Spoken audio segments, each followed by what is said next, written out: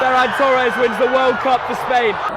Më në fund, pas shumë tentimeve, Spanja arrin të realizojë me Ferran Torres, e përsi e merituar, pasi me të vërtet Spanja për më tepër se 110 minuta ishte kombëtare më e mirë dhe arriti të shënonte golin që mund ta shpall kampion të botës pas 16 vitesh.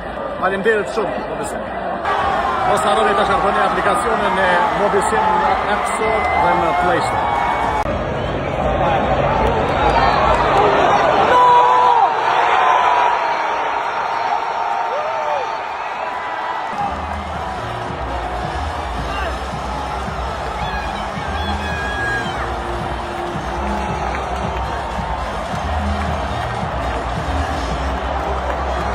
Thank you.